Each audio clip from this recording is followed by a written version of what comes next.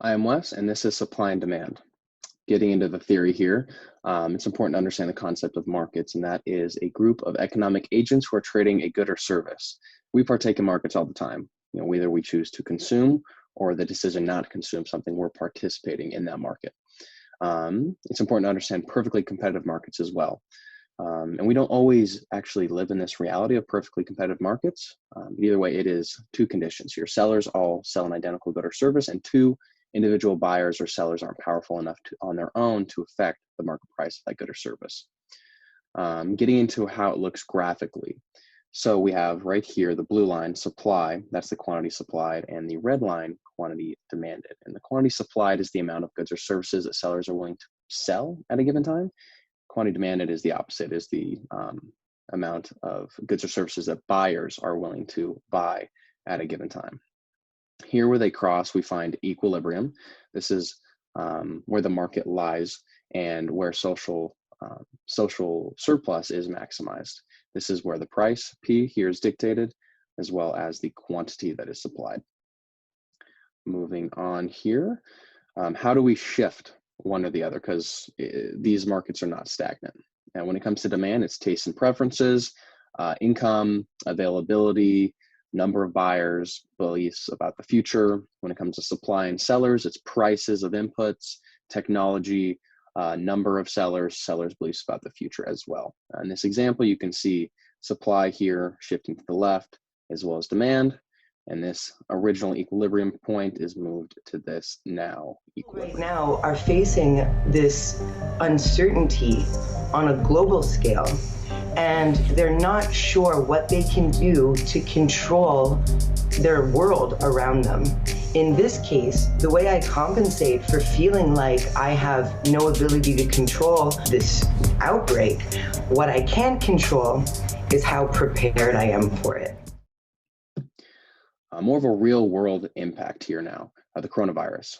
Here we have with things like toilet paper, hand sanitizer, any medical supply that's available to the public has shifted way to the right. The demand has way. Shortage of toilet paper, hand sanitizers, and soap expanding. In some stores, now freezer sections and fresh meats also cleaned out. We definitely had to go to more than one store to be able to get everything that we needed today. The challenge? Hoarding, with many shoppers afraid supplies will run out. And why is this? It's because of buyers' beliefs about the future of a possible quarantine or a possible shortage here in the near future.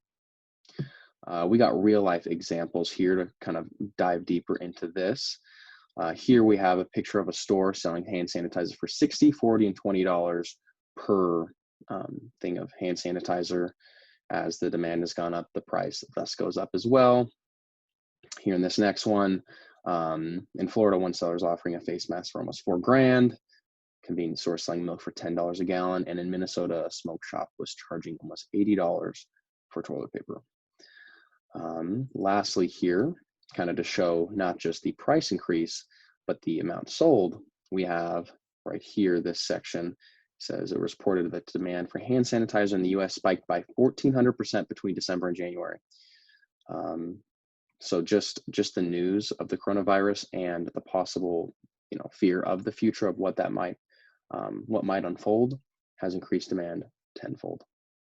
Not only are we seeing an increase in those toiletry type items that Wes was talking about, but we're also seeing a decrease in demand on more non-essential items that were considered more luxury before coronavirus.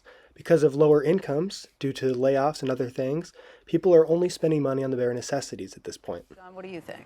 I'm not sure that this is an issue where people are immediately going to buy all the iPhones that they didn't buy during this period. You think those are lost sales, potentially? Yeah, I think they potentially are, because we don't know yet about the psychology of the Chinese consumer. I mean, not only does Apple have to deal with when do the workers get back in full force, but then when do the buyers come back into stores? And are they going to feel like, okay, I meant to buy an iPhone a month ago, so now I'm going to buy it? Or is the psychology going to be more, well, I need to save a little bit more because I don't know how long this period of uncertainty is going to. Apple is not alone in this either. Hundreds of companies are dealing with the same issue. The reason we are seeing these shifts is due to a drop in income, as well as uncertain expectations from consumers, as they don't know when this will all come to an end. Something else John Fort touched on was the impact to supply from coronavirus, and this is an important aspect of this discussion. There is a new concern about the country's meat supply. Meatpacking plants are tight quarters, and as workers get sick with the coronavirus, plants are closing across the country. Analyst Steve Meyer says he expects more plants to close, especially as it peaks in certain states at the end of May. The meatpacking industry isn't the only one affected. Many other manufacturing plants that produce various goods all run the risk of closing down if an employee becomes infected. This makes supply extremely uncertain, and if one critical plant shuts down unexpectedly, we could see a massive reduction in supply and a large increase in demand and price for products produced there. To wrap things up, coronavirus is affecting supply and demand in a multitude of ways. It has done so by triggering quite a few shifts in the curves of many products and services, whether it was the reduction of many incomes nationwide or just the uncertainty and expectations created by it. Coronavirus has caused quite a lot of turbulence in the world economy.